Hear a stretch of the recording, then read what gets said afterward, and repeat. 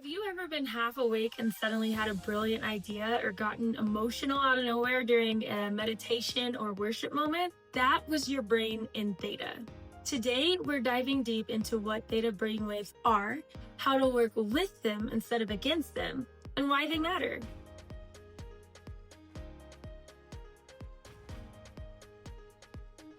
Hey guys, welcome back to Brainwave Basics, where I break down the frequencies of the brain that shape your thoughts, feelings, and behaviors and make them easier for you to understand.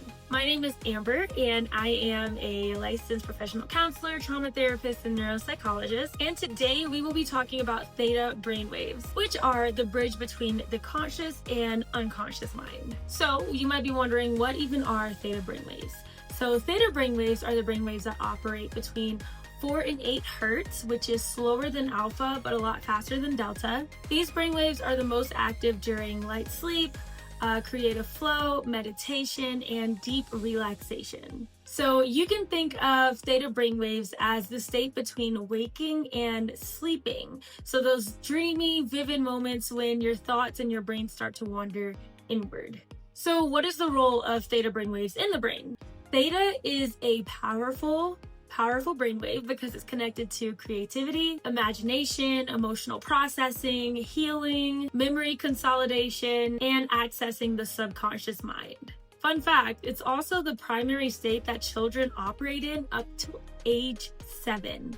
Meaning they are literally absorbing everything into the subconscious between the ages of 0 and 7 years old. Which makes sense because childhood is such a formative time. So let's talk a little bit about when the theta brainwave is balanced versus when it is not. So here are some of the benefits of when theta is in balance. Enhanced emotional intelligence, creativity and intuition flow easily, deeper connection to self and God, improved memory and improved reflection, and last but not least, you can meditate or pray without distraction. However, when theta is dysregulated, this is what it looks like for you to have too much theta.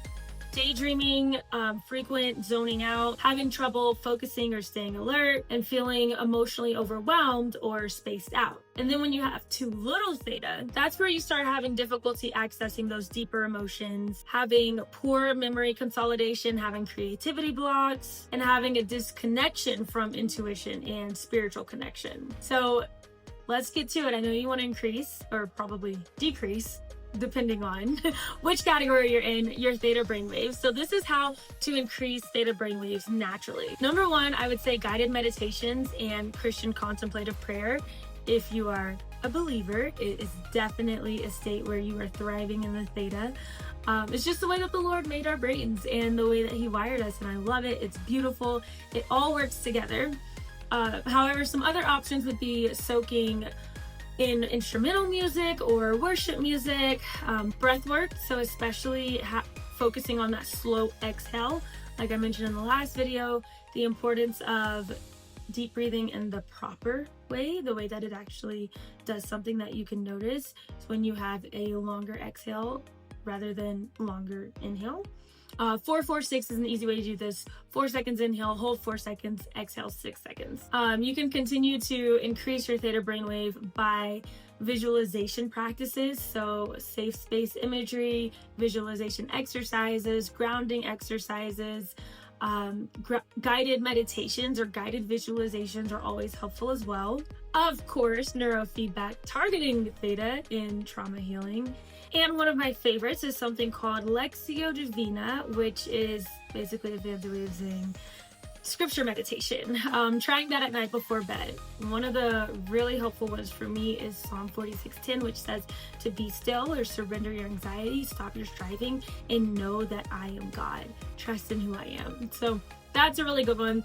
And then here's some tips on how to reduce theta if that's where you find yourself.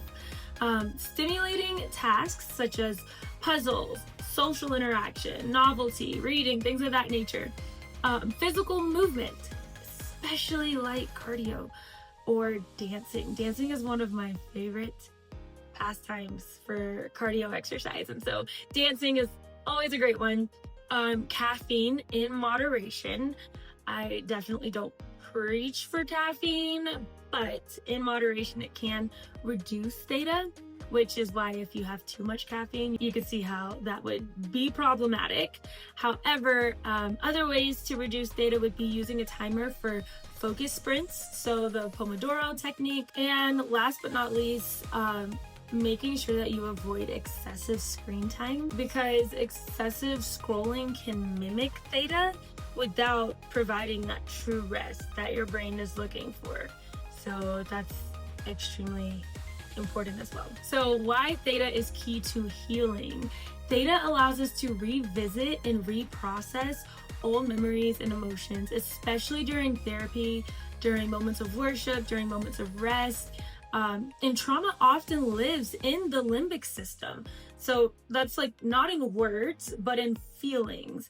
And theta gives us access to those feelings so we can heal them. In closing, theta is the key to your inner world. Creativity, connection, healing, all the things that we live for, that we thrive in. Theta is where it happens. So next time we'll talk about alpha brainwaves, the gateway to calm, focus, flow state, emotional balance. Don't forget to subscribe and share if this was helpful for you. I hope that you enjoy this series, and be sure to check out my other videos. Check out my website, amberroper.com, to subscribe to my NeuroHope newsletters, which are monthly emails that help you to be your best self, and practical tips, things of that nature, great encouragement. Thank you so much for watching, and I pray you have a great rest of your day. Bye!